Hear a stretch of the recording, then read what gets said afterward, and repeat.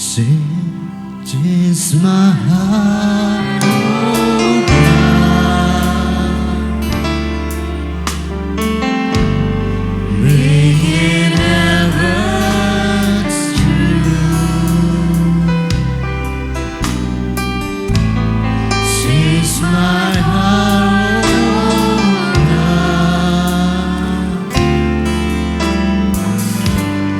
may I be like you. Hallelujah. Since my heart, oh God, amen, Lord. Make it ever true. Since my heart, oh God, may I be like you.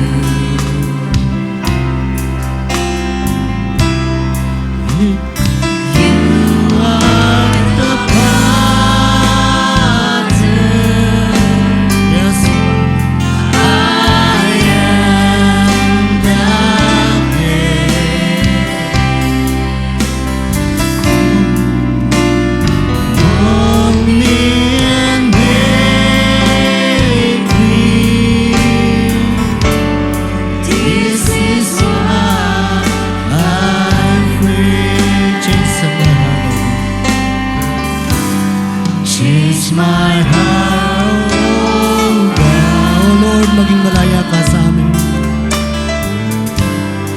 Make it ever true. Change my heart, oh God. May I be like. Sa uling pagkakataon, mga kapatid. Change my heart, oh God.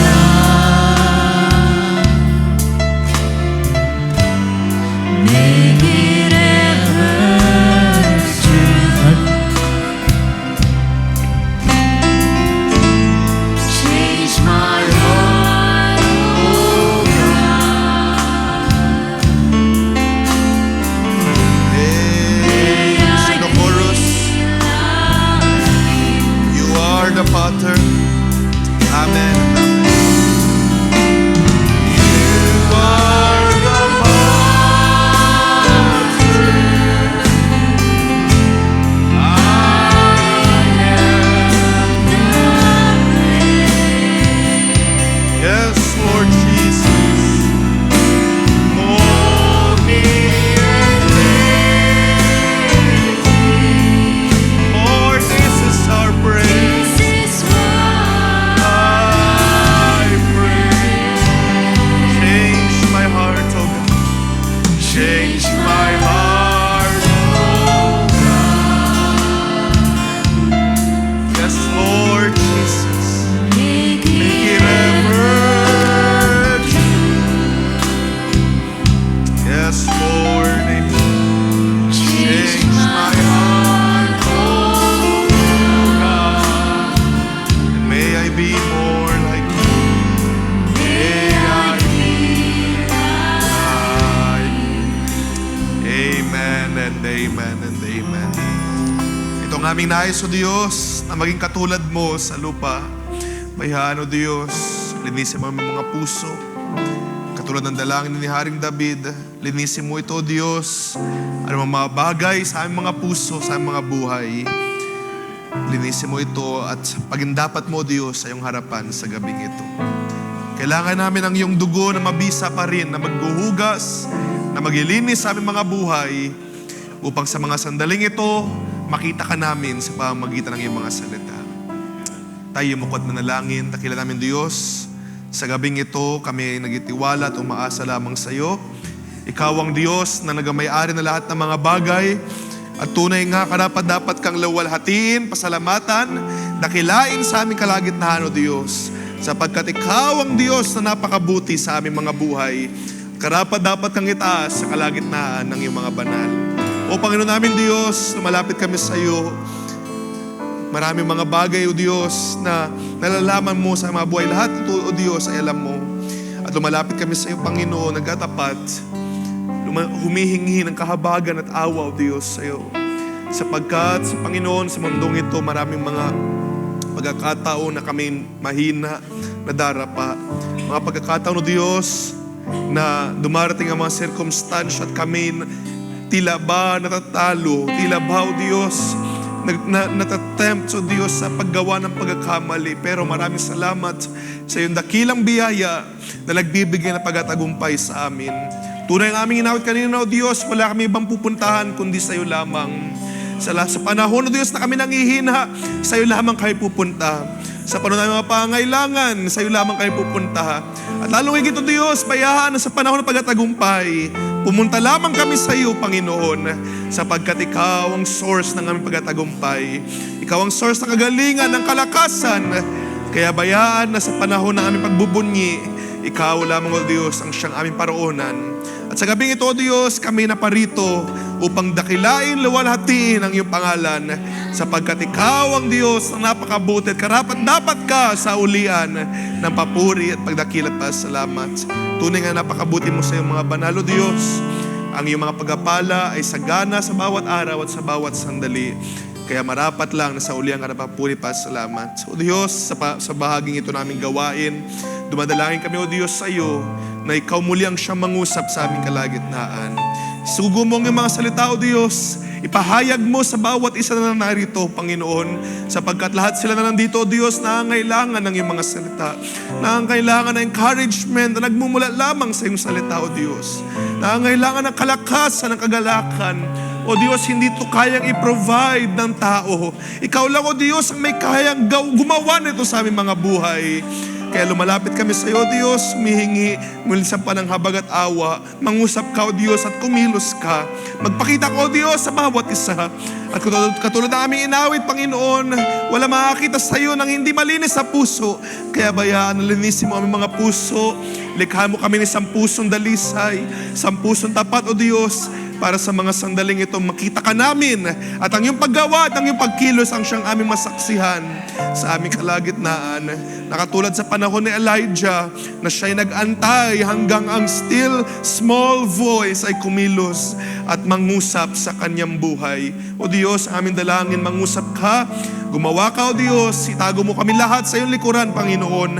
Bayan sa pagbubukas ng iyong mga salita, isugo mo ang iyong spirito ng pagkaunawa upang ang bawat isa sa gabing ito ay makasumpong ng kalakasan, ng encouragement at pagtagumpay sa gabing ito. O Diyos, lahat ng bagay na ito, lahat ng mga sandali, mga oras na lilipas, ay iaalay namin sa iyo, Panginoon. Ikaw ang karapat-dapat purihan, luwalhatiin at pasalamatan. Ito lamang ang aming samo at ang aming dalangin sa tanging pangalan pa ng Kristo Jesus. Amen and amen. Maraming natin palapakan ng Panginoon. Purihin ang ating Panginoon. At sa wala pong abala, magbukas tayo ng ating banal na sulatan.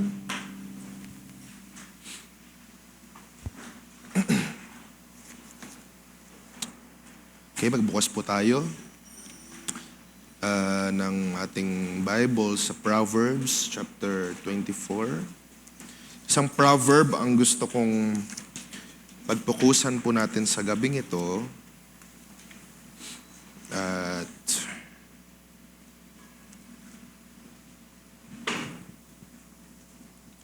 gusto kong basahin sa 15 and 16 ng Proverbs 24. Okay, isang proverb to ni King Solomon. Sabi doon, lie not in wait as a wicked man against the dwelling of the righteous. Do no violence to his home. For, verse 16, for the righteous falls 7 times and rises again. But the wicked stumble in times of calamity. Can you say amen to the words of God? Amen. Makakaupo na po tayo sa gabing ito. Diyos ang magpala sa ating lahat. Magandang gabi po. At mahaba pa yung oras, pero Firstly, nais ko magpasalamat sa Diyos. Actually, kahapon po at medyo kanina din, hanggang sa mga oras na to, medyo hindi pa rin mainam yung aking pakaramdam. Pero salamat sa Diyos sa kalakasan at sa pagkakataon na makatayo sa inyong harapan. At bayaan na sa mga sandaling ito, tayo ay kumuha lamang ng kalakasan sa ating Panginoon. I know some of us ay may mga dinadanas na karamdaman din, mga iniinda, pero ang Diyos natin ay Diyos mga gamot. At sa Kanyang presensya, naroon ang kalakasan, naroon ang pagkatagumpay. So tayo ay magandang desisyon na tayo pumarito kahit may mga nararamdaman tayo, may mga iniinda, sapagkat naniniwala ko ng lubos may mga gawa ang ating Panginoon. At sa gabing ito, katulad po ng sinabi ng ating MC, ay hindi natin kasama ang ating Pastor Jack. Sila po ay biyahe tomorrow ng madaling araw. So please pray for him kasama ng mga ministers na babiyahe po sa Leyte. At idalangin natin sila na ang Diyos ang siyang patuloy na mag-ingat sa kanilang biyahe hanggang makarating sa Leyte and also hanggang makauwi. At naniniwala ko ng lubos na we will see our pastor safe and sound makakauwi sa susunod na linggo, susunod na mga gawain natin. At also, I don't want to fail to announce na maghapon po yung ating gawain this Sunday. Baka lang makalimutan natin. Even though ang ating Pastor Jack ay nasa Leyte, so nandito po yung mga elders natin upang mga siwa ng ating gawain this coming Sunday. So maghapon po ang ating gawain pa rin. Okay? Sa gabing ito ay hindi ko po nais magpakatagal. Unti lang naman po yung akin ihanda. Isang simpleng encouragement sa gabing ito ang nais kong ipabatid sa lahat. At kahit na medyo maulan ngayon, hindi mainam yung panahon. Kanina nga, biglang bumuhos yung malakas na ulan and then nawala naman. Salamat sa Diyos. At ngayon medyo tumila naman. At ayon sa balita ay baka sa mga susunod na araw ay ganun pa rin. May 2 bagyo, I believe, na papasok sa ating bansa. Pero all is well. At naniniwala ako ng lubos na ang Diyos ang siya mag-iingat sa kanyang mga banal, sapagkat madalas ka nating inaawit pag may bagyo. Diba? Alam natin yung master of the wind. At tayo ay hindi pabayaan ng ating Panginoon sa anumang mga delubyo or sakuna sa ating kapanahunan. Salamat sa ating Panginoon at nagpasalamat din ako sa Diyos na tayo ay ligtas naman, maayos naman kahit mga nakaraan ay may mga brownout. Pero salamat sa Diyos sa patuloy na kalakasan na pinagkakalob sa ating lahat. So, sa gabing ito ay hindi ko po nais kumain ng mahabang oras. Isang maliit na kaisipan ang gusto kong ibigay as an encouragement po sa gabing ito. At gusto ko itong pamagatan, yung ating pag-uusapan na nagsasabing, the righteous falls and rises again. So ito'y kinuha natin dun sa verse 16. For the righteous falls 7 times and rises again. So yung pag-uusapan natin is the righteous falls and rises again. So yung banal ay nadadapa, nahuhulog, na-fall. Kaya mamaya pupuntahan natin kung paano ba define sa Bible itong word na fall. Pero hindi na natiling nakadapa or nakahulog. Kundi sabi dito, ang banal or ang matuwid, they fall, pero they rise again. Sabi sa isang version ng banal na kasulatan, gusto kong gamitin yung NASB, For a righteous person falls 7 times and rises again. Pero hindi lamang doon nagtapos yung verse, dahil sabi doon, but the wicked stumble in times of disaster. So may dalawang person dito, yun yung madalas kapag nagbabasa kayo ng Proverbs, usually talagang may compare and contrast na ginagawa si Solomon. Merong righteous person, merong wicked person. At dito sa verse na ito, sabi doon, ang righteous, they fall 7 times and rises again. Pero ang wicked person, they stumble once, dire-diretso na. Kumbaga, yun yung thought. Actually, yung buong proverb ay nagsimula sa verse 15. Nang sabi doon, kumbaga, ang idea ng proverb ay, huwag kayong gumawa ng masama laban sa mga matutuwid. Huwag kayong mag-aantay, sabi doon sa verse 15, huwag kayong mag-aantay sa isang matuwid na para bang gagawa ng masama. At kung huwag kayong mag-aantay, o parang ang idea is huwag kayong tatambay na gagawa kayo ng masama doon sa bahay ng matuwid. At huwag kayong gagawa ng masama doon sa kanyang tahanan. Sapagkat, sabi doon, sa verse 16, ang argument, sapagkat ang righteous, kahit na madapa yan, or even if they fall 7 times, they rise again. But the wicked stumble in times of calamity. So simpleng bagay, simpleng encouragement lang ang gusto kong kunin natin dito, na maganda na makita natin, lalo na sa panahon natin ngayon na samot-sari ang mga trials and difficulties sa ating mga buhay. Mga panahon ng puro pagsubok, lalo na sa panahon ngayon na hindi biro ang mga delubyo, mga pangyayari.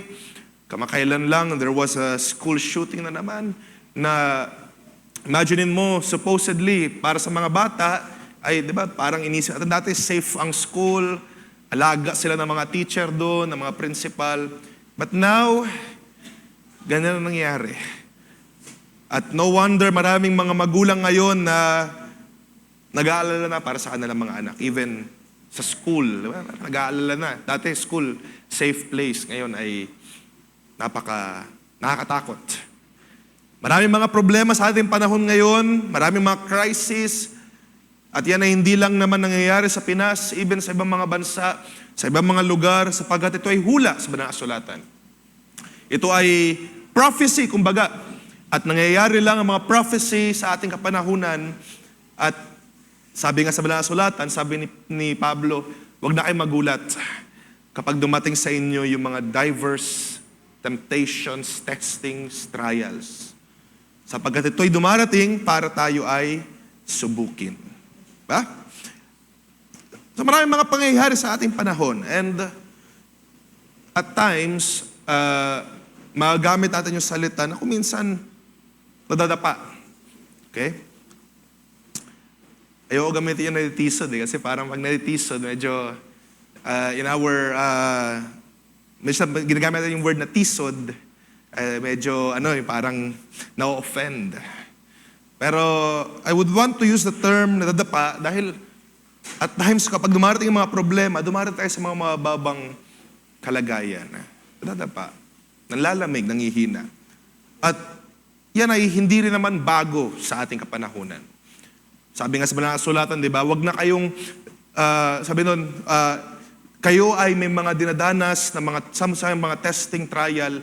Yan ay, sabi doon sa Ephesians, I believe, you're not facing trials that is uncommon or hindi na bago to all men. Pero maganda doon yung next part, but God is gracious na hindi kayo hahayaan na subukin beyond what you are able. Sabi doon, kapag dumating yung panahon ng pagsubok, He will provide a way of escape. Para sa panahon na hindi na natin kaya, sa panahon na tila ba talaga mag-give up na, may exit way, may way of escape. At ito hindi sa ating mga sariling kakayanan, kundi sa kayang gawin ng ating Panginoon. Alright, so sabi dito, the righteous falls 7 times. Okay. Maganda yung, mamaya focus natin ilang mga bagay dito sa verse na ito, sa verse 16. Ano? The righteous falls 7 times and rises again. But the wicked stumble in times of calamity. So yung argument niya doon ay yung yung banal, they fall, pero sila'y bumabangon. Pero yung mga hindi mautuwid, yung mga masama, kapag sila'y nadapa, they stumble. Kapag gagamitin yung King James Version, actually ginamit yung both na fall. Okay? The righteous falleth 7 times and rises again. But the wicked also falls into mischief. Ginamit yung word na yun. But the wicked stumbles in times of calamity. Gusto ko pasin yung maigi na for both righteous and wicked ay parang merong pagkadapa or merong pag-fall. Meron silang pareha sa pagkadapa. Kumbaga, ang idea niyan ay pareha sa mabuti at masama. Actually, merong account sa Bible na sabi doon, di ba? Ang mabuti at masama, ang damo at ang trigo ay pare-parehas nakakatanggap ng ulan ng pagpapala mula sa Diyos, di ba? Do you agree? Nakatikim ba kayo ng pagpapala mula sa Diyos? And we can also say the same thing, even yung mga hindi naniniwala sa Diyos, dahil ang Diyos ay mabuti, nakakatanggap din sila ng ulan ng pagpapala. Pero, pwede ko sabihin din ngayon, parehas din siya on the other way around. Kung may mga calamities na dumarating din sa inyo, sa atin, may mga pagkadapa, pwede ka natin sabihin, of course, sa kanila na nasa labas, na sanlibutan, na sila na mga hindi naniniwala sa Diyos, meron ding mga panahon ng pagkadapa. May mga calamities din, may mga fall. Pero, ang kinaibahan, ang righteous person, they go back up. Bumabangon sila. Pero kapag itong kalaban, itong kaaway, or yung wicked person, kapag nadapat, dire-diretso na. Natutuluyan. Sabi ko nga, di ba, kapag meron kayong King James na Bible, ginamit yung salitang, or yung parehas na word na fall, pero actually, iba talaga yung Hebrew words nun. Yung the wicked falls and yung the righteous falls. Actually, kung titignan nyo sa mga, kung interested po kayo sa Hebrew version ng Bible, meron po dalawang magkaiba na Hebrew word. Hindi po siya parehas na salita. So, sa una is yung nofal, and then yung isa is, yung pangalawa is yung koshal. So yung nofal, ibig sabihin po nun, yung the righteous nofal or falls, ibig sabihin po nun yung talagang pagkadapa, fall, or yung parang natisod, or yung natapilok. Pero yung koshal, yung second one na ginamit sa wicked, iba po yung pagkatapilok nun. They stumble to ruin. Ginagamit din po yung koshal sa ibang mga translations or sa ibang mga verses sa Bible as, or translate siya as decay or destroy. Kumbaga yung pagka-fall ng wicked ay hindi basta-bastang fall na nadapa, kundi they stumble to calamity. Yun yung ibang mga translation. They stumble to destruction. Sabihin, minsan lang madapa, dire-diretso na sa disaster. So, pipili kayo. Saan yung gusto madapa? Walang sino man sa atin gustong madapa or gustong dumating sa panahon na malamig or mababa ang kalagayan. Of course, literally speaking, kapag nadapa tayo, nasa mababa tayong kalagayan, yung ating mukha ay parang masusubsob. At walang sino man sa atin, both literal and even symbolical, walang gustong dumating sa panahon na lowest ng kanyang buhay. Pero maraming mga accounts na pwede natin basahin sa mga sulatan na nagsasabing kinakailangan natin danasin ang mga bagay na ito. Diba? Kinakailangan natin danasin. Sabi pa nga na isang account, hindi tayo pwede magsuot ng sombrero na mas mataas kaysa sa ating master. Kung ang ating master, which is Jesus Christ, ay napakarami niyang dinanas, hindi ba ganun din tayo? At ganun din ang nangyayari sa ating mga buhay. Would you agree? Marami tayong mga problema. Marami tayong mga times na nadadapa. May mga times tayo na nasa kalamigan, nasa lowest points ng ating buhay. Pero ang maganda doon na pangako, ang maganda na insight na binigay ni Solomon, na ang taong matuwid, kapag madapa yan, ay babangon yan. Ang taong matuwid kapag nadapa ay babangon. Pero kapag ang taong masama, kapag nadapa yan, hindi na babangon yan. Dire-diretso na. Maganda nga yung ginamit dito na verse, sabi doon, the righteous falls 7 times.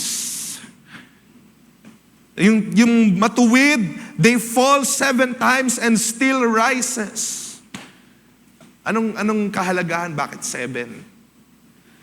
So, Ilan sa inyo naka-experience na yung talagang very clumsy na tao, ano? Nadapa 7 beses. Talagang magagasgasan yung mukha mo nun kapag ka nadapa 7 beses. Ano ba naman yan? Hindi ka ba natingin sa daan mo?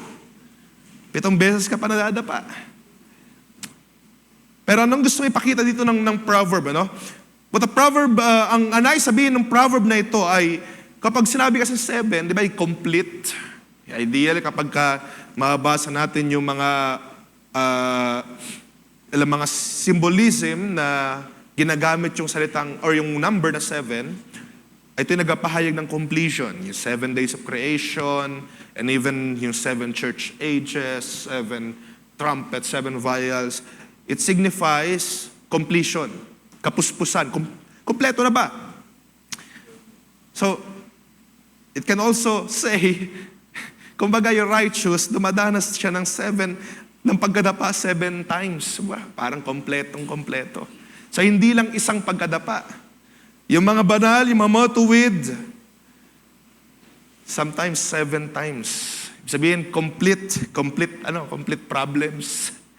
Kung dumarating minsan nandyan yung wealth problem, resource problem. Nandyan na kompleto rin, may health problem din. Minsan, kumbaga, hindi lang isa eh. Nandyan na nga yung kulang ka na nga sa pera, darating pa yung problem mo sa kalusugan, darating pa yung problema mo sa pamilya, darating pa yung problema mo sa mga kung ano-ano, nandiyan na kahit bahay, sumabay pa, ng problema ka pa sa trabaho mo. Kumbaga, kompleto. Kompleto na. Kaya nga madalas sabihin ng mga tao, punong-puno na nga yung salop. Dahil kompleto na sa mga kalagayan na at times, na sa mababang kalagayan na nga, dumarating pa yung mga samot-saring problema. Do you agree? Naranasan nyo ba yan? May problem na, may another problem pa. May problema na nga na isa dagdag pa yung isa. Tapos itong problema mo na matagal mo nang iniinda, may another problem pa. Kumbaga, lahat na lang ata ng problema naranasan mo na. Ilan sa inyo makakapag-testify, makakapagsabi na, Panginoon, naranasan ko na lahat ng mga problema. O anong mga problema na pwedeng ibato ng kaaway, naranasan ko na. Pero maraming salamat sa pagtatagumpay na ginawa ng ating Panginoon. Kumbaga, ang gustong ipahiwatig ng proverb na ito ay, at times, we fall 7 times. Sabihin, kompleto, hindi nawawala. Imagine, ganong karaming beses ka manlamig o manghina. And I know some of us, maraming mga pagkakataon, hindi lang 7 beses nandapa. Hindi lang 7 beses dumanas ng matinding problema. Hindi lang 7 beses dumanas ng hindi lang 7 sabay-sabay na problema, minsan 10 sabay-sabay na problema.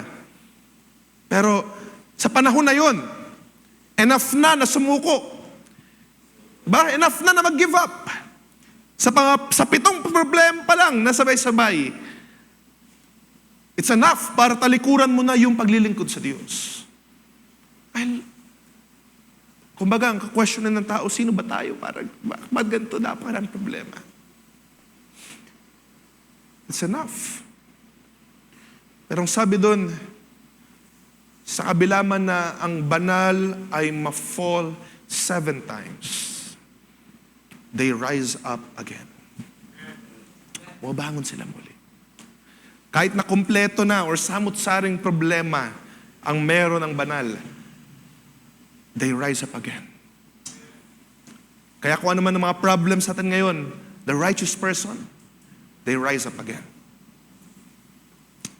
Ano man ang merong kang bagay na daladala ngayon, any problems, kung may marami kang problema ngayon, ang isang banal, isang tao matawid, they rise up again. Tumatayo sila muli. At hindi sila makakatayo ng kanilang sariling lakas lang. They rise up again because the Lord gives them strength.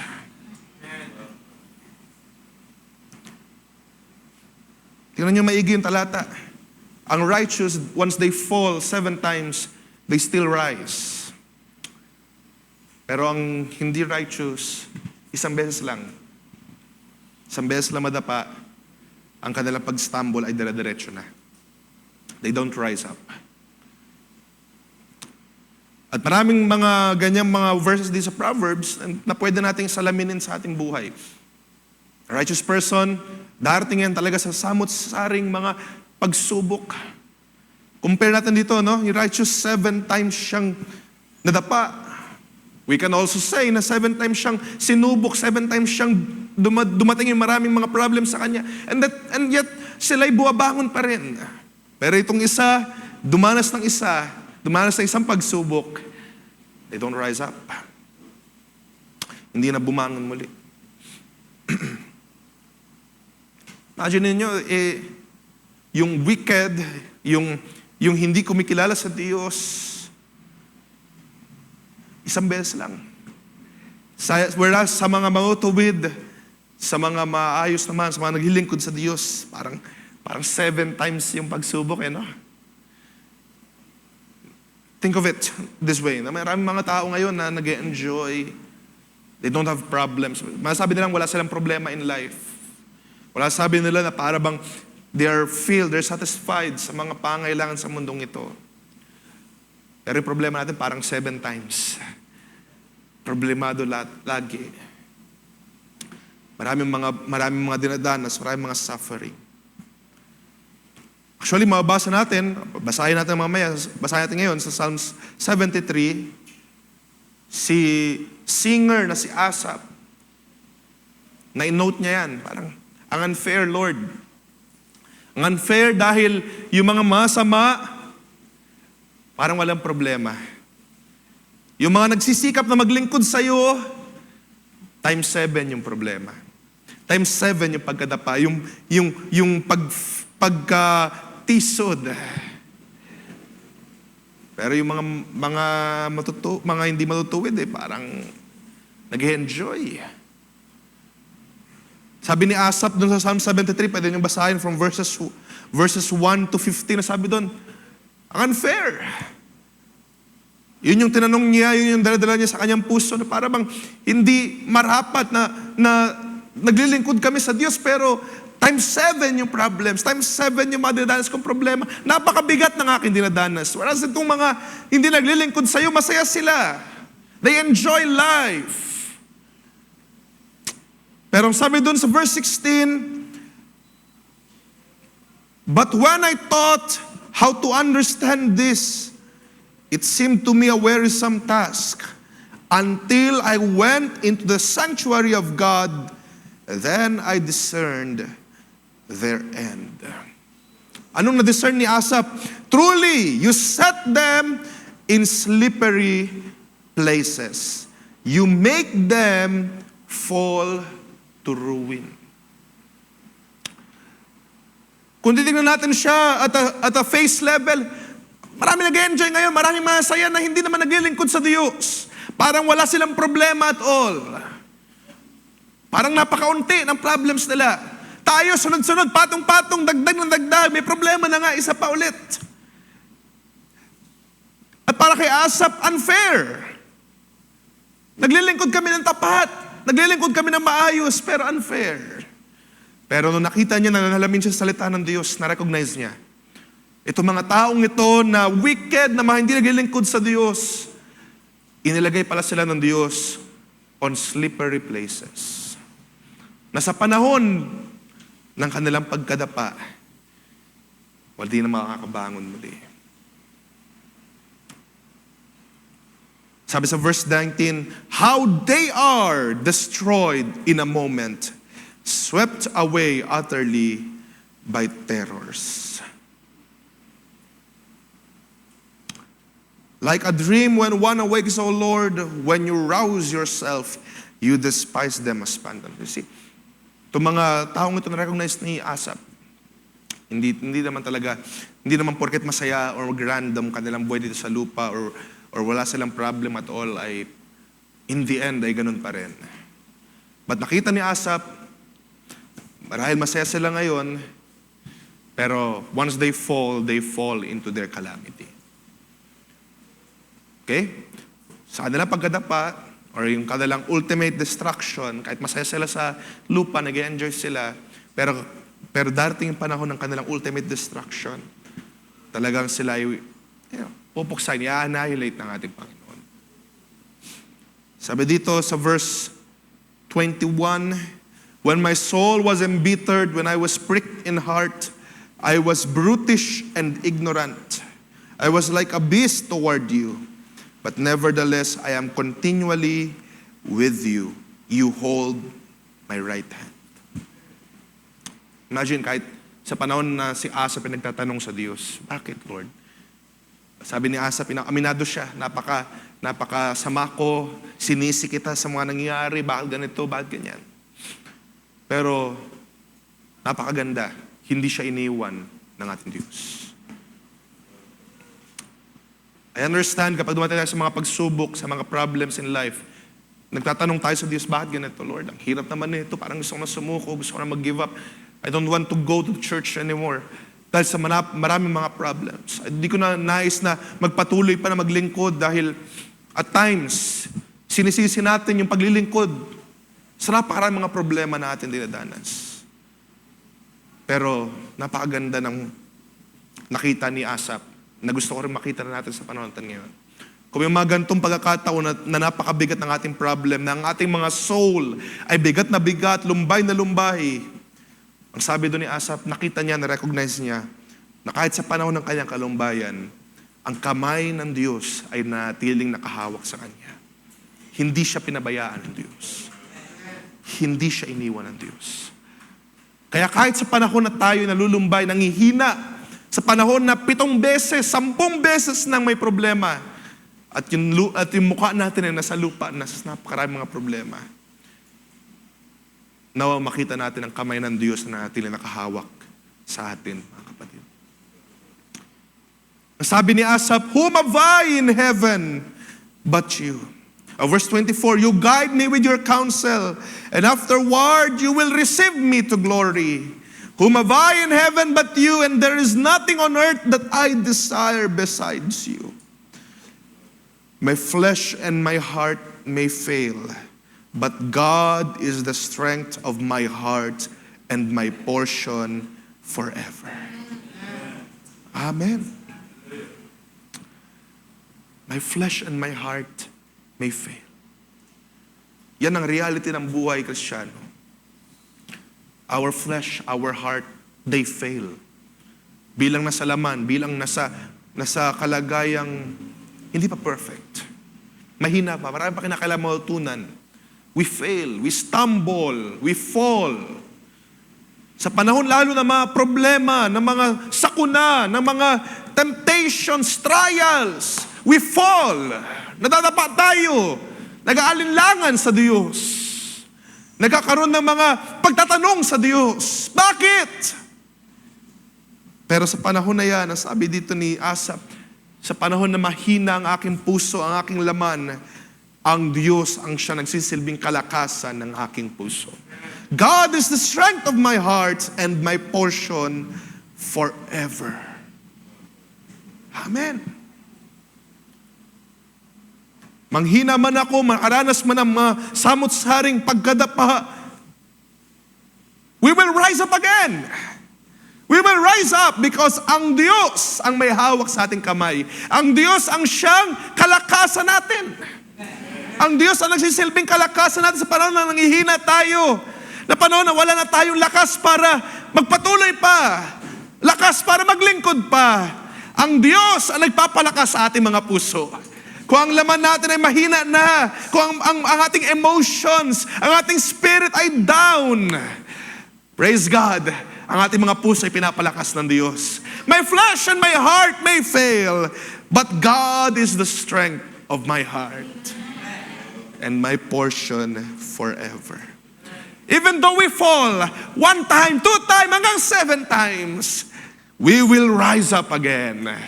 We will rise up again because the Lord strengthens our hearts.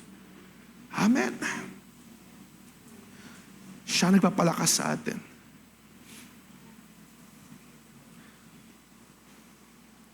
Sabi sa 2 Corinthians chapter 4, verse 8.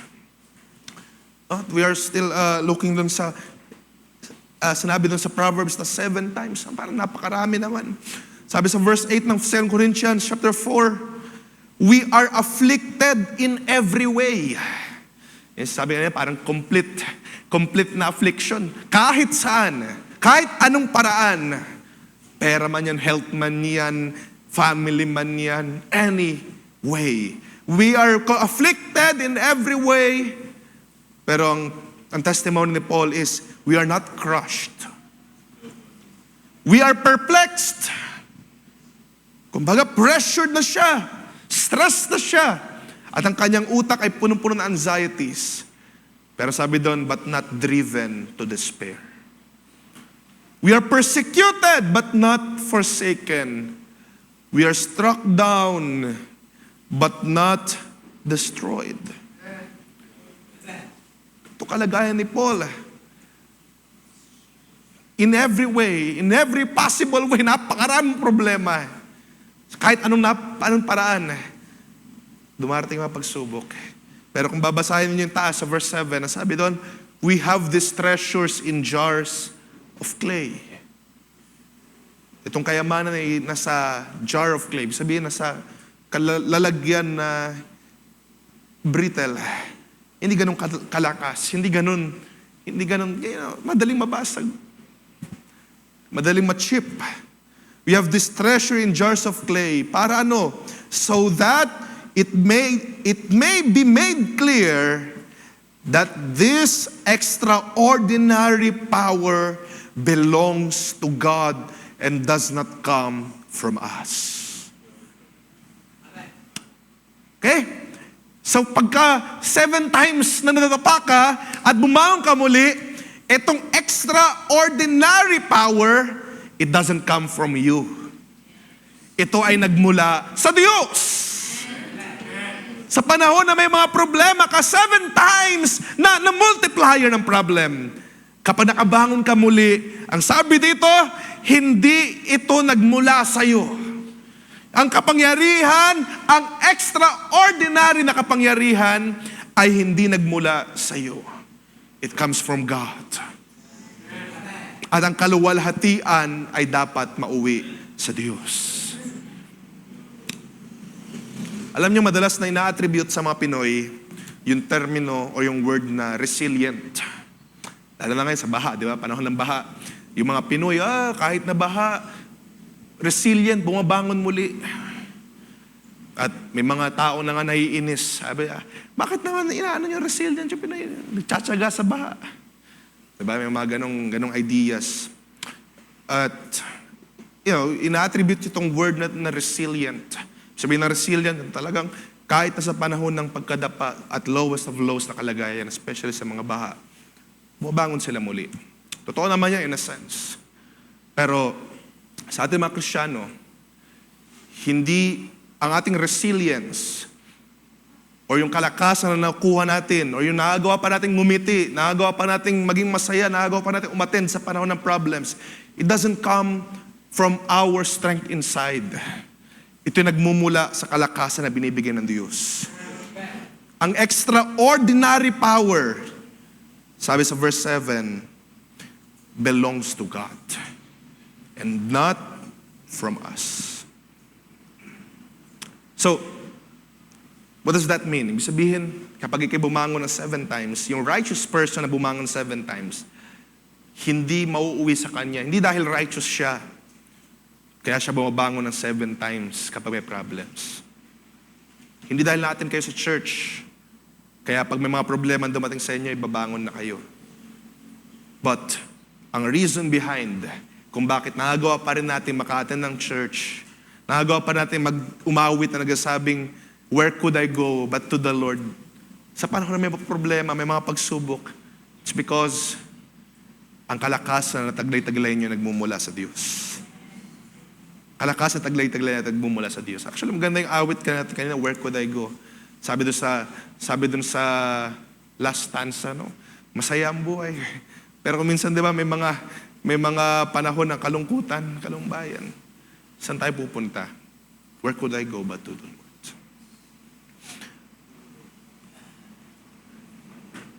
Another account is Psalm chapter 34, verse 19. Sabi po doon, many are the afflictions of the righteous. Do you agree? Sa mga matuwid dito, agree ba kayo na marami kayong afflictions? Many are the afflictions of the righteous. Pero ang napakagandang part, but the Lord delivers him out of them all. Hallelujah. Hindi lang sa isa, hindi lang sa dalawa. Out of them all, the Lord delivers them. So pag dumating yung panahon na napakarami, kung minsan overwhelming na nga ng mga pagsubok, sabi dito ang magandang pag-asa, the Lord will deliver you out of them all. Napakarami mga afflictions natin sa buhay na ito. At ito'y magpatuloy hanggang sa pagbalik ng ating Panginoon. Magpatuloy ang mga pagsubok, ang mga, kumbaga, ang struggles sa buhay. At times, dadanas pa rin tayo ng panahon ng pagkalugmok, panlalamig, panghihina, pagkadapa at times. Pero the righteous will stand. Sa panahon ng pagkadapa, hindi siya natiling nakadapa. He will stand. Because the Lord delivers them out. Ang Diyos ang nagpapabangon sa Kanya. Ang Diyos ang bibigyan ng kalakasan sa Kanyang puso. Kahit na 7 or complete na afflictions pa na dumating sa buhay natin, the Lord delivers them out of them all. Napakagandang pangako, mga kapatid. So kung dumarating tayo ngayon o dumadanas sa samot-sari mga pagsubok, the Lord will deliver you out. Panghawakan natin yan. Sabi sa 2 Corinthians chapter 12, okay, we will read a couple of verses. Sabi doon sa verse 9, but he said to me, imagine nyo, itong context na ito, si Pablo, he's crying, he's praying, Lord, alisin mo itong thorn in the flesh sa aking buhay. Gusto kong maalis to. Itong kahinaan na ito, itong struggle na ito. He cries out to God, pero ang nireply sa kanya ng Diyos, ang inspiration dumating sa kanya, my grace is sufficient for you, for my power is made perfect in weakness. Ang inspiration na dumating kay Pablo, Lord, nagdadasal ako, sabi ni Pablo, nagdadasal ako na makalaya sa gantong thorn. Hindi na specify kung ano yon, pero he's praying, maalis sana ito. Maalis sana itong bagay na ito na nagpapahirap sa akin. Pero ang reply sa kanya ng Diyos, sometimes in-expect natin, in-expect natin na maalis talaga kung ano yung bagay na nagpapahirap sa atin. Yung mga problems, maalis. Yung mga bagay ay completely gone. And maganda naman yun na prayer. Ano? Maganda naman pag-pray natin yun. Pero one inspiration din na makukuha natin dito sa testimony ni Pablo, sabi dito, ang reply ng Diyos sa kanya, my grace is sufficient for you. Ang aking biyaya ay sapat-sapat para sa iyo. And for my power is made perfect in weakness. Dumarating yung panahon ng weakness, ng pagkadapa, ng at times na we say we fall down. Para ang kapangyarihan ng Diyos ay ma-made perfect. Mapamalas, makita ng lahat. Kaya sabi dito ni Pablo, I will boast all the more gladly of my weaknesses, so that the power of Christ may rest upon me. For the sake of Christ, then, I am content with weaknesses, insults, hardships, persecutions, and calamities. For when I am weak, then I am strong. At ang kalakasang ito, sabi natin kanina, hindi ito nagmumula sa atin. I am strong because He is strong. Tayo'y malakas. Masabi natin malakas tayo sapagkat ang Diyos natin ay malakas. Masabi natin nagtagumpay tayo. Why? Because ang Diyos natin ay nagtagumpay. Masabi natin na pinagaling tayo. Bakit? Dahil ang Diyos natin ay manggagamot. Ang Diyos natin ay mayaman. Ang Diyos natin ay provider na lahat ng mga bagay. So we can claim, we can profess, hallelujah, sa panahon ng paggadapa, sa panahon ng paghihina, we can cry out, I am strong. Because the Lord is strong sa aking buhay. Sa panahon ng malaking problema, sabi nga ng madalas na nakikita natin na quote, sa panahon ng malaking problema, Wag ka mag-take thought how big is your problem. Sabihin mo sa problema mo, you have a big God na may kayang gawin sa kahit anong problema man na harapin man natin. Times 7 man yan ang problema. 7 times we fall, we rise up again because God gives us strength. At yun yung gusto makuha nating encouragement sa gabing ito. We have prayers. Mamaya, we will pray sa ating mga needs, sa ating mga bagay na dadalangin sa Diyos. Any prayer man yan, resources, mga trabaho, mga kalusugan, mga mahal sa buhay na mga bagay na talagang we struggle on praying. At times, marahil ngayon ay ilan sa atin, nakakaranas sa pagkadapa, panahon ng panlalamig at panghihina. Pero ang pananalangin ay may mabisa pa rin mga kapatid. Ang pananalangin ay may nagagawa pa rin. Lumapit tayo sa Diyos. Profess na kailangan natin ang ating Panginoon ngayon. At sa panahon ng iyong kahinaan, ng iyong pagkadapa, ikay babangon muli. Ibabangon ka ng Diyos. Hindi ka babangon out of your own strength. Hindi ka babangon out of your own ability. Hindi ka babangon dahil ikaw ay binangon ng sinuman. Ikay babangonin ng Diyos. Itatayo ka ng Diyos mula sa iyong banig ng kahinaan. At ikaw ngayon na magre-rejoice, magagalak, sapagkat ang Diyos ang nagpalakas sa iyo. Right now, kung mananampalataya tayo mula sa ating banig ng kahinaan, the bed of weakness, you will rise up again. For the righteous may fall 7 times, he will rise up again. Because the Lord gives him strength. And at times, pwede natin makita, ano? Pwede natin makita, katulad din sa testimony ni Paul, kung hindi dahil doon sa times na maranasan natin na mahina, kung hindi rin dahil doon sa times na maranasan natin na maraming problema, kung hindi dahil sa mga panahon na yon, hindi rin natin makikita ang perfect strength na nagmumula sa Diyos. Hindi natin may mapamalas ang kayang gawin ng Diyos sa ating mga buhay. Kaya nga sabi ng ilang awit, so let the disappointments come. No? May paghamon. So kung kinakailangan dumating mga problems, then so be it. May paghamon sa mga awit, sa ilang mga inspiration. Sapagkat nalaman natin sa panahon ng mga matinding pagsubok, ang kalakasan ng Diyos ay nami-made manifest. Nagiging perpekto ang kalakasan ng Diyos. Of course, hindi natin kiniklaim, Lord, dumating ba maraming mga pagsubok. Of course, the Lord will let it through sa ating mga buhay. Pero sa panahon na yan, na dumating yung mga matinding mga pagsubok, cry out to God. Kapag ikay nadapa, ikay babangon muli ng ating Panginoon. Because the Lord holds your hand. Amen. Isang familiar na talata sa Micah chapter 7. So, encouragement sa atin sa gabing ito, if you are on the lowest point ng iyong buhay, if we are on the lowest point, at 7 times ka na nadapa, or 7 times na napakalaki ng iyong problema, don't lose hope. Dahil ang ating Diyos, He will raise you up again.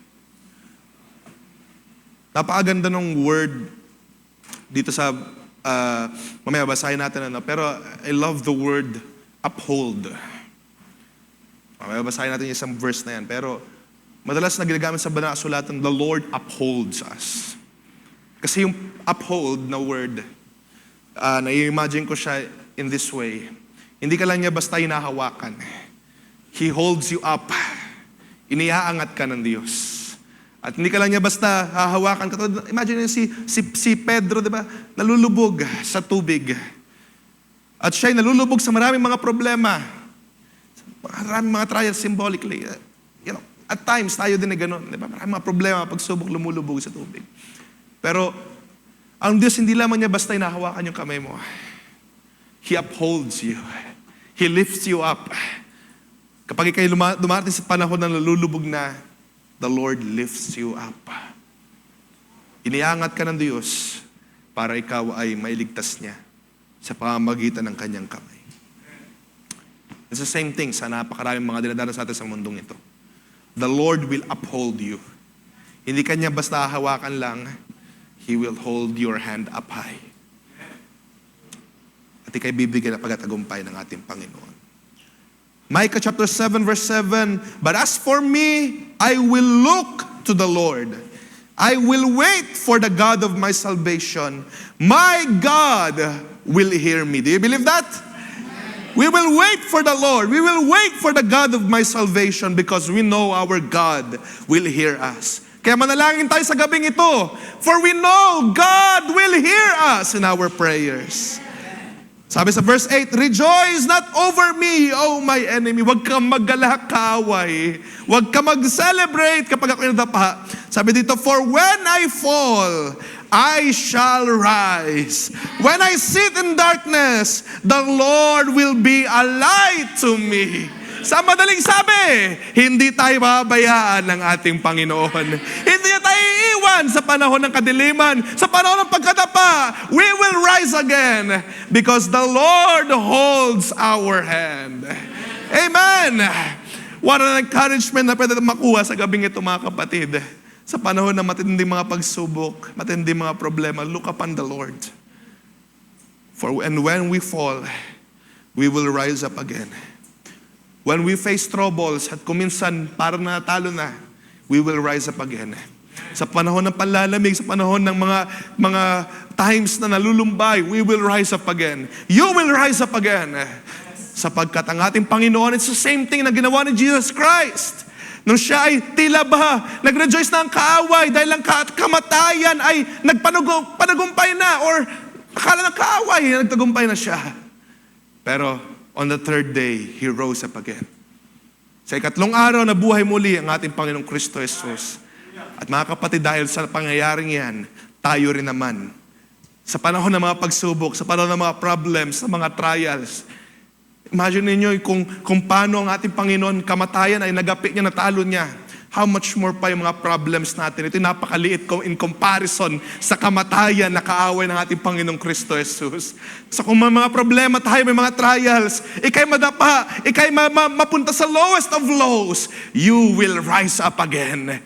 Sapagkat anong hindi kayang gawin ng ating Panginoon, kaya niyang gawin lahat ng bagay kung tayo sampalataya at magtiwala lamang sa Kanya.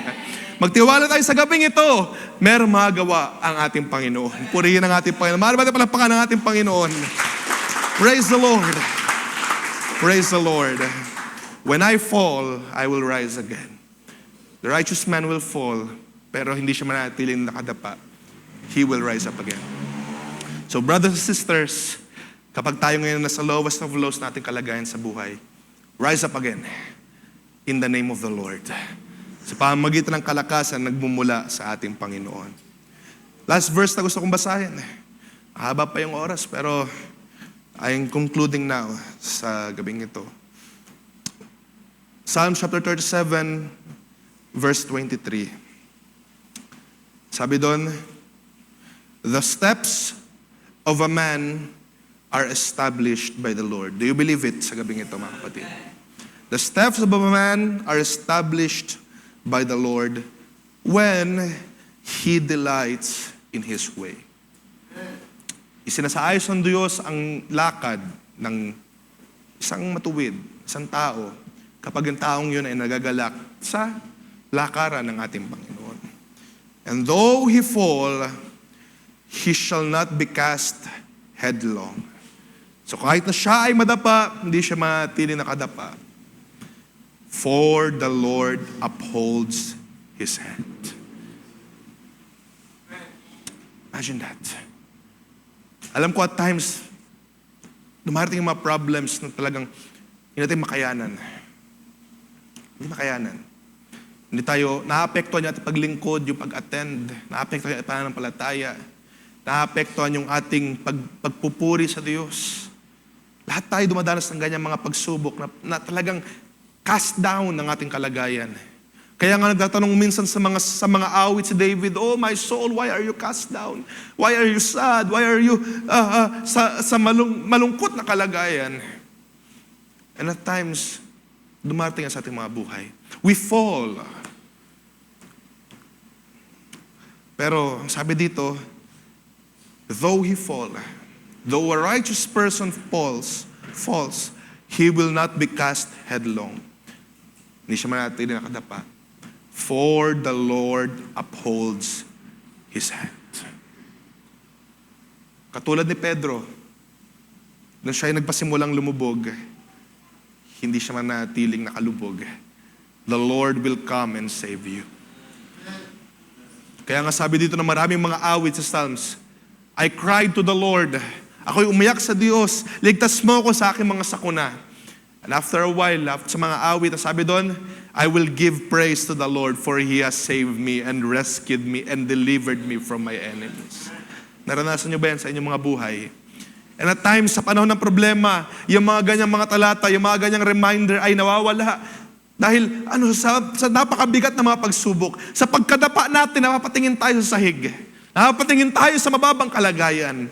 Pero huwag ka mag-alala, the Lord holds your hand. Hindi ka pabayaan ng ating Panginoon. Hindi ka niya iiwan. At anumang mga trials sa daladala mo ngayon, you will not stay down. Sapagkat ang ating Panginoon, He will hold your hand and He will lift you up. So be rejoicing, mga kapatid. Rejoice! Magalak tayo sapagkat ang ating Panginoon hindi tayo hahayaan na nasa mababang kalagayan. Nakadapa, you will rise up again. Sasabihin natin sa kaaway, don't rejoice, kaaway. Huwag ka magalak sapagkat when I fall, I will rise. Kapag sa panahon na ako'y matumba, madapa, I will rise up again. Not by might, not by power, but by the Spirit, says the Lord of hosts. Purihin ang ating Panginoon, ating palapakan ang ating Panginoon.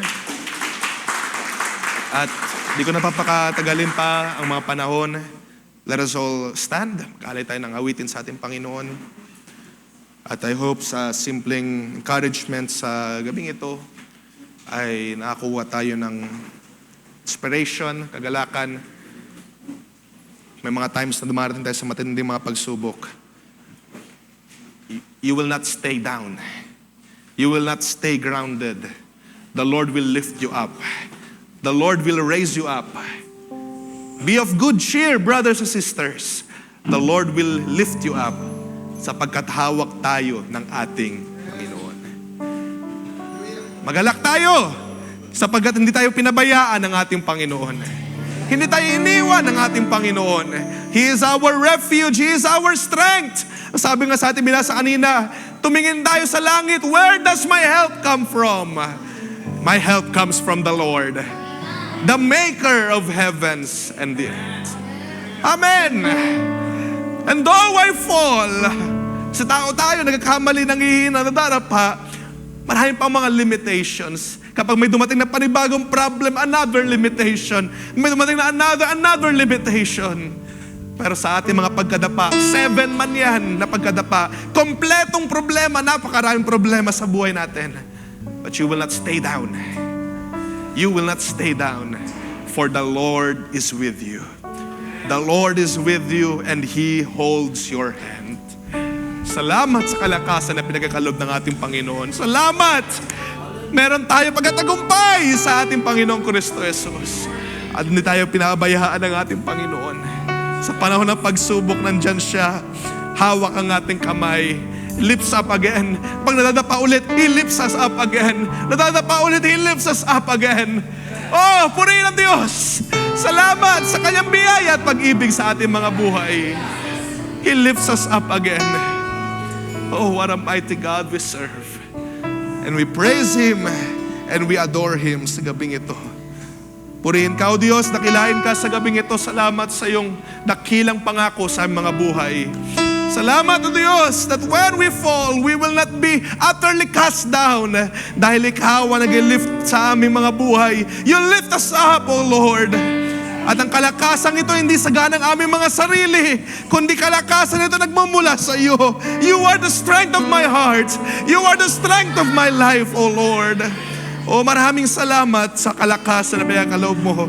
Ano man ang dinadanas sa mga problems, sa mga trials ng bawat isa ngayon. O Panginoon, we thank you for you are the strength of our lives, Lord. You lift us up. You uphold us with your right hand. Hallelujah! Salamat sa iyong makapangyarihang kamay. Nagpapalakas sa amin, nagbibigay sa amin ng pagkatagumpay. And Lord, we thank you for this wonderful evening. Salamat sa iyong encouragement. Even though, Lord, sa maliit na sukat, we know, hallelujah, ito'y mga salita mo na nagbibigay ng kalakasan pagkatagumpay sa gabing ito. At bayaan ng bawat isa ay bigyan mo ng kalakasan, Panginoon. Magpatunayan muli nila time and time again na sa panahon ng kanilang panlalamig, panghihina, pagkadapa, merong Diyos na umahawak sa kanilang kamay, nagpapalakas, nagbibigay ng pagkatagumpay. Hindi sila pinababayaan. Ma-recognize nila na ang Diyos na kanilang pinaglilingkuran ay hindi sila pabayaan sa panahon ng mga sakuna.